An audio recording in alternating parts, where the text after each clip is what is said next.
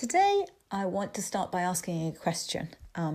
Many of you will know that I like to do that. It gets you thinking and involved immediately rather than just reactive and just listening, really.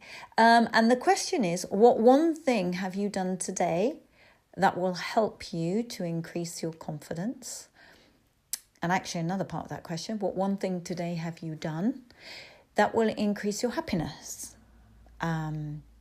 So give that some thought. What one thing have you done to help improve, increase and grow your confidence and feel better?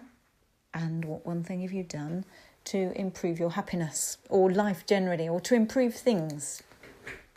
So those two questions are immediately meant to get you thinking.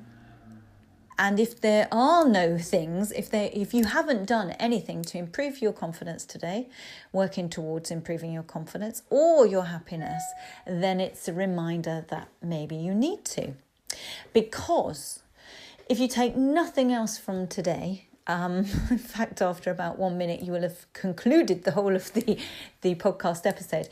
The main drive of today's episode is to get you thinking that we need to, all of us need to proactively and regularly be taking steps and making decisions and working towards constantly improving our confidence and therefore our general happiness, our general satisfaction in life, in our skin, in our minds, in our worlds, and therefore our happiness. Because if we're not taking steps every day, at best it will plateau, at worst it will decline.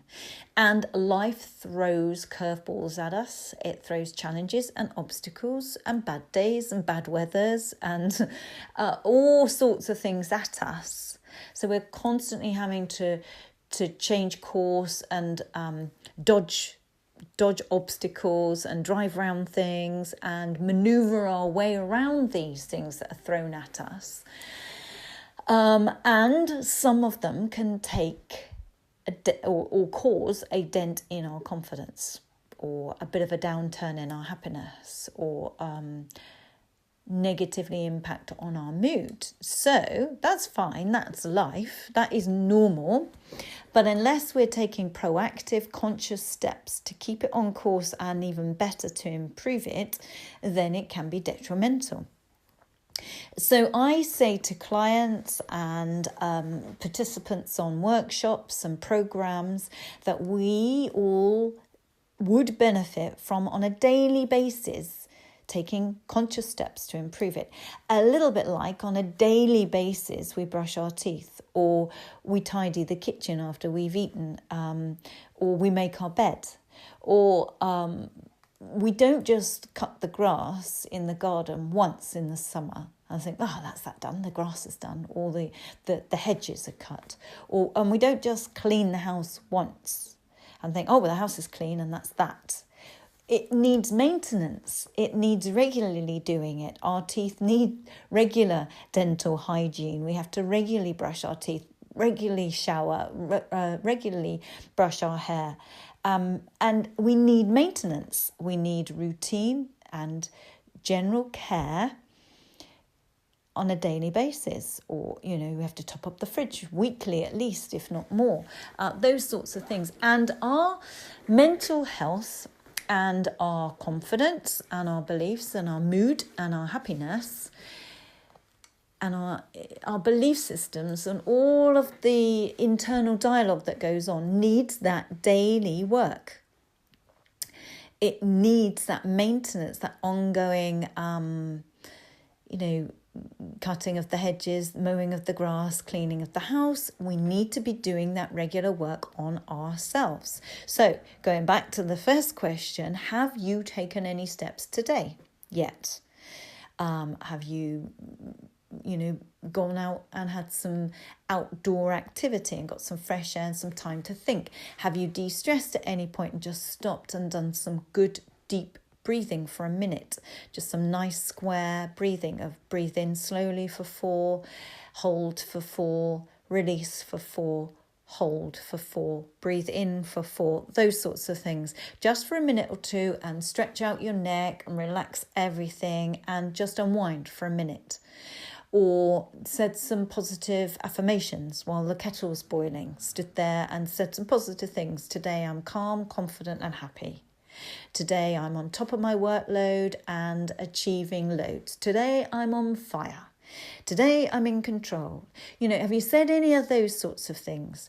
Have you had some time by yourself, got away from the noise and the demands and the pulls? Have you had a soak in the bath and looked after yourself? Have you checked yourself when you've heard yourself saying something derogatory in your head about you? I've messed that up again, or I can't do this, or there's no point. All that self-doubt and fear and self-sabotage, when that's crept in, have you stopped it? Have you nipped it in the bud and given yourself a pep talk? Have you done... I talked a couple of episodes ago about giving yourself a pep talk like you would a mate, an encouraging, strong pep talk, for want of a better phrase, in your own head to yourself, starting with your Christian name, talking to yourself as if you were a third person. Very powerful. If you have never done that, try it. Talk to yourself, use your name frequently in that pep talk and give yourself a firm pep talk. Be a friend to yourself and get yourself back on track. Have you done any of those sorts of things today? Have you read rounds of any personal development? Have you read any articles, any inspiring articles about personal growth? Have you had a growth mindset today? If you're trying to learn something, try something, think about and consider something new. Because if you haven't done anything at all, any of those steps, then this is a perfect time for you to listen to this. Although actually, maybe I could argue that you have taken a step today because you're listening to a podcast on that subject. So maybe that's one thing you have done today. For today, what will it be tomorrow? What was it yesterday? What will it be the day after tomorrow? Consciously, are you journaling? Are you writing in a journal? All your thoughts and goals and things like that. So if you haven't, then please do, because you do feel better for it. You will feel more in control, and you will feel prouder of yourself and a feeling and sense of satisfaction that you are taking positive steps and you are in the driving seat and you are taking control and personal responsibility. I really hope you enjoyed last week's episode with a family friend, young chap, 20-year-old Freddie, who I spoke with last week, special guest. If you haven't listened to it, do. He talks really openly, honestly about how he's lost more than half his body weight. He chats about how he piled on the weight through his teens and he lost lots of confidence, worried about what other people thought of him all the time, and got himself into a real pickle, body image wise, confidence wise, bad habits. He knew what he was doing wasn't helping him. He knew what he was doing wasn't good for him, and he knew it had to stop. And the day it stopped was the day that he realised he had to take personal responsibility for it. He had to do something about it. And from the day he made that decision, he was on the right track. And it really was. And that was the hardest thing, getting to that decision. Once he'd made that decision, he just researched and fact found and looked around and decided what would be the easiest, most palatable, for want of a better phrase, approach for him. What resonated with him most once he'd researched all the different possible approaches, and he started to exercise, although it was very difficult at first because he had gained so much weight and everything hurt and his back hurt and things like that. He started to slowly get fit, and he got fitter and fitter and trimmer, and it got easier and easier, and he lost the weight and he felt better and his confidence came back. But he emphasizes in that podcast episode that it had to come from him. Even though his family had tried to do it, they'd all, as a family, the parents had gone on a diet in order to try and inspire him because they were worried, deeply concerned about his health and well-being. And they hoped, you can't force anybody, but they hoped by leading by example, it would inspire him and he'd join in. He didn't. He didn't at that time. For months and months after, he eventually had to come to it himself. And of course, his family are 110% behind him. And support it, and he requests certain, can you buy some chicken, can you buy this, can you buy that, and they do, and they provide all of what he wants to eat and support his menu choices, etc. And he has done an unbelievable he has achieved an unbelievable transformation of himself. I genuinely do not recognise him from what he physically was. I had to take a double take after the first lockdown, after I saw him. I would not have known if I had driven past him on the street, wouldn't have known it was him. I genuinely wouldn't have. And that just goes to show what any one of us can do once we make that decision. But more than anything, once we take personal responsibility. And in that, we have to stop blaming other people or other things. We have to stop blaming society for having all the temptation there, or stop blaming parents for putting that food in the cupboard, or whatever it is. And it may be other topics. I've been working with somebody recently who said that they'd been blaming something from their childhood, a health thing that happened to them in their childhood. They realise now as an adult, when they look back, that they blamed that onto their shyness. It caused them to be shy, or it caused them to be this, and it caused them to be that, and then angry and lose confidence. And up until recently, they had, without knowing, I don't think they'd realised it until recently, when they had a light bulb moment, that it was actually that as a child that they had blamed for so much. And all the time we stay in blame, we can't move on from that. We can't make any changes because we believe it's that thing or that person's fault, and therefore it's not in our control. The minute we realised that, another client that I was working with realised she had always unconsciously blamed her mum for her weight as a much older lady now, an adult now, because as a child she'd always sort of comforted her or praised her or encouraged her and incentivised her always through food. And shown her love through food. Oh, we'll make a nice cake, or I've made you a cake, or it'll be all right, don't worry, come on, let's go and get something to eat. It was always food related in whatever the emotion. Once as an adult, the client could realise, oh my word, she wasn't force feeding me, pinning me down and making me eat it. Once she realised that, she could then decide, well, it's down to me actually, as an independent adult that lives my own life and runs my own home now. I choose what's in my fridge and my cupboards. It just doesn't have to carry on being my reality. So we need to take personal responsibility for whatever it is at the moment that you're wanting to change, or you're unhappy with, or is not instrumental in your happiness. It's not conducive to your happiness or your confidence. Is there something that you need to shake up? Yes or no? Are you blaming something or someone else for that? Is it the boss's fault, the company's fault, the government's fault, the school, your husband, your wife?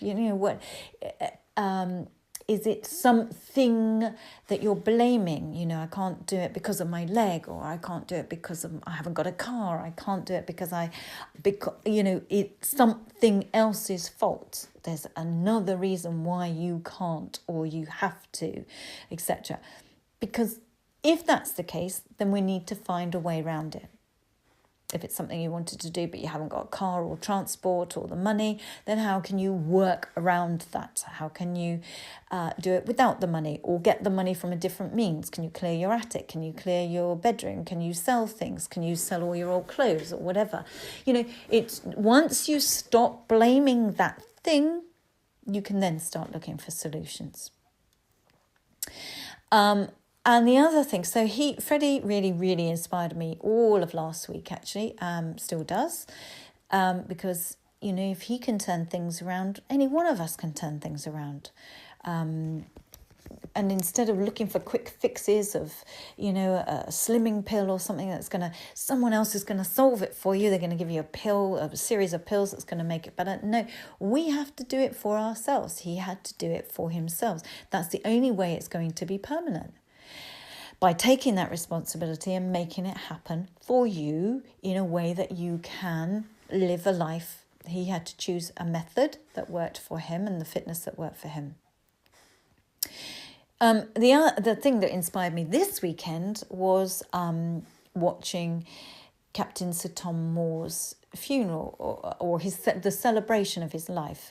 If you may or may not know, he's the 80-year-old man that walked 100 laps of his garden for when he was 99 last year, in last year's lockdown. He did it during lockdown to at first raise just £100 because his son-in-law wanted him to get outside and exercise a tiny bit with a walking frame. A very frail 99-year-old man. He did it very slowly, very gradually, a lap a day, I think, and his son-in-law offered to sponsor him £1 per laps, i.e. £100. So he said he would do it, and he would dedicate that £100 to the NHS to help fight COVID. And somebody put it on social media and people saw it and started to sponsor him. So his stretch goal then became £1,000. But he massively exceeded that. In the end, I think he got almost £40 million for charities. And what a guy. So don't ever think when you're wanting to do something that you're too old or too young or too small or too big or too whatever it is.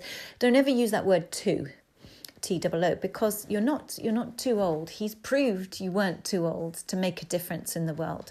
He took personal responsibility. He decided what he was going to do, and he went on to do other things. He made a record.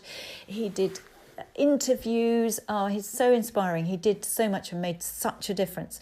Now, many people might think at 99 and then as he turned 100, his days of being, say, significant or making a difference are gone. No way at all. So listening to the celebration of his life, you think the thing that I took away from that on Saturday was, oh my word, what a life well lived. Hearing his grandchildren talk about how involved he was in their life, profoundly involved in making them the adults that they are going to become, the humans that they are now, the individuals that they are now, just by him being around and asking about their school, their match, their friendships, or just being interested in part, involved in their lives. And imparting his words of wisdom to them at different times and helping them solve things and helping them and just coaching them really and guiding them as they grow up. And that will filter out.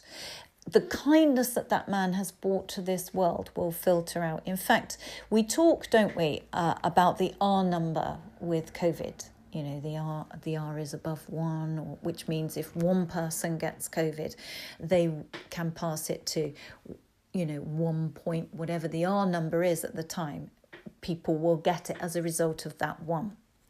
And they need the R to get below 1 so that if one person has it, there's, it's going down rather than it's spreading out. If the R number was 3, one person would get COVID and they would spread it to 3 people. Those 3 people would each in turn spread it to 3 more, and that would become whatever mathematically, if you see what I mean.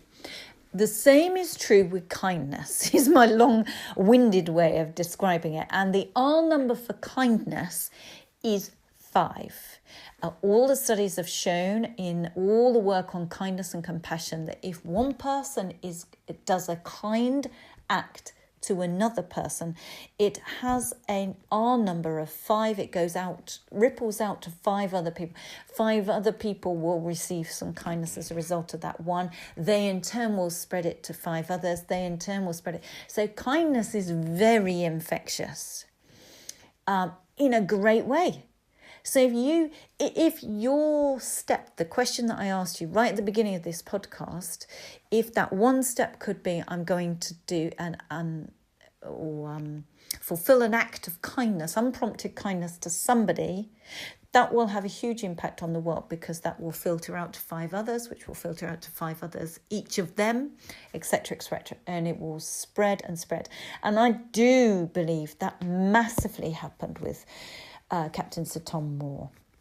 It inspired so many other people to be charitable, so many other people. I think soon after there was an elderly lady who was walking up her stairs at home. And she was very frail and very, aged, frail. It was a mammoth task for her. Walking up her stairs was not an easy thing by any means. Just this weekend I was watching a great guy, a former Marine who at 24, sadly I think in Afghanistan, lost both legs and an arm, blown up, and he is now running, I think he's running 5K. It might be more than that actually, but he's running with blades. I mean, and he was told at 24 that he would never walk again. And he admitted in the interview that I saw at the weekend that he did seriously consider suicide, because at 24, what kind of life was he going to have? And he was really very, very low, and really struggled to see a future that he wanted. And he said, it was really hard. Rehabilitation for him was really difficult. He got himself a really good mentor who helped him to see what he could do, rather than focus on what he could no longer do. That was not helping him, was not getting him anywhere, and was definitely dragging his mental health and well-being down. The moment the mentor started working with him and changing where he was looking, let's look at what you will be able to do. Let's start this happening. Let's get this going. Let's find out what you can do and what life could be like for you. Then he was on the right road. Then he started to improve in his well-being, his mental health, and his whole life turned around. And he's doing really, really well. And he's now raising charity funds for other people rehabilitating from injuries or mental health injuries or damage and effects on their well-being. So he's helping others, which gives him a real purpose in life. That's why he hit a real low, because he didn't feel there was a purpose in life anymore. Now he has that purpose, because he's taken personal responsibility, because he's taken daily steps and actions to help himself and to feel better and to get a life again for himself that's rewarding and fulfilling, that he wants to live. And to raise money, acts of kindness for others equally struggling, and doing interviews and inspiring and things like that. So again, his kindness is at least an R factor of 5, because people now are donating money. They're inspired by him. The people who receive those funds, who are also struggling with rehabilitation and their own issues in life, they too will be inspired by him. That will ripple out. So never, ever underestimate the impact of a small, tiny gesture and how that may change things for somebody else's life that you don't even know. You may have driven on by or left that shop or put the phone down or whatever it is, but it will have an impact, and they may do something that has a great consequence for someone else, and you may never know it. And the thing is, we don't need to know it. We've just got to know that it's going to be a good thing for you, because it'll feel great for you and for them and for all those that receive as a result of their act of kindness, and so on. So I guess what I'm saying today is make a difference to your life on a daily basis, and that will ripple out to everybody else on a daily basis. It will also motivate and inspire those, your loved ones, your colleagues, your peers around you, because as they see you grow, they'll want a little bit of that. Positivity is infectious, just as negativity is infectious. And we don't want that. We don't want to catch that negativity. We want to catch upbeat cheerfulness. The weather is improving. For us here in the UK anyway, spring is just around the corner. Daylight is extended through the day. It's feeling much, much better. The pandemic is feeling much more optimistic here. We're getting somewhere. We're making a difference. We can see some daylight at the end of the tunnel. And I hope wherever you are listening to this, I hope that is the case for you too. And that things are definitely improving and you can see daylight at the end of the tunnel, and that life returning to as near as it was before as possible is just around the corner if we just have this last push for the last bit. So, if your answers to the first questions at the beginning were nothing or no, I haven't, then sit down now as the podcast finishes and work out what it could be, what it's going to be. You just need little bite-sized steps. It doesn't have to be life-changing, massive things. If you just do a couple of small things a day, then it makes a difference to you long term. Even if it's just while you're waiting for the kettle to boil, or it's while you're in the shower and you say some affirmations, or you sit up straight and tall and you concentrate on your posture more when you're stood washing up at the sink and things, and you just stand tall and feel better. I mean, if you do it now, just sit up tall and straighten shoulders back, you feel instantly better. That took all of a fraction of a second. That's one thing. If you smile while you're on the phone or on Zoom, just be more smiley. Think on your next Zoom meeting, I'm going to smile and be happy and upbeat, and I'm not going to moan, and I'm not going to be negative, and I'm not going to say, oh, the weather's really getting on, oh, isn't pandemic this or that. I'm not going to let any of that come into my conversation. I'm just going to see upbeat, positive side of myself and let other people see that, because you then feel better about it. We feel rubbish if we think negatively and talk negatively, and it drags us down. Why do we want to be dragged down? Why do we want to do that for ourselves? What on earth is that doing for any of us? We don't want them to do it to us, and we don't want to do it for ourselves. So if we just be cheerful and upbeat, it does feel better. There's no point staying in the thick, horrible mud. We might as well get up and free ourselves and walk away from it all. So loads of personal responsibility, no more blaming it, them, what happened, it's because of, no. Move on, take personal responsibility, take steps every day and look for the benefits, because they'll be there very quickly and very soon, and you will feel better. Drop me a line if you want to share your thoughts on this. Dawn at milestone-coaching.co.uk. Just to let you know, I may have said this in the intro, but I have another confidence program starting on Monday the 8th, which is a week today. Monday the 8th on Zoom. So it doesn't matter where you are, at 7 p.m. British Summer Time for an hour for the next 7 weeks thereafter. 7 Mondays on the trot to do it. It's a tiny group, very small group. It gets really friendly, really supportive, really nice. So don't be frightened at all by it. If you rather have your camera off at first, you can, of course. But Life Skills and Confidence Workshop starts on Monday. If you want to sign up for that, do so sooner rather than later before the places go, because I keep the groups small. Have a look at the website for all sorts of things going on, the blog, that workshop, other workshops, online programs, etc. www.milestone-coaching.co.uk. Have a really good week, and I'll talk to you on next week's episode of Life Coaching on the Move. Hello, welcome to this week's episode of Life Coaching on the Move. This is me, Dawn Fiske, life coach, trainer, speaker, and various other things. Mum of 2, dog owner of 2. Welcome to this podcast. If you are new, please do feel free to go back into the catalogue of all previous episodes. There are over 90 episodes on a whole host of different subjects: confidence, anxiety, fear, goal setting, overcoming obstacles, resilience. They're all out there. All sorts of inspiring life coaching podcast topics.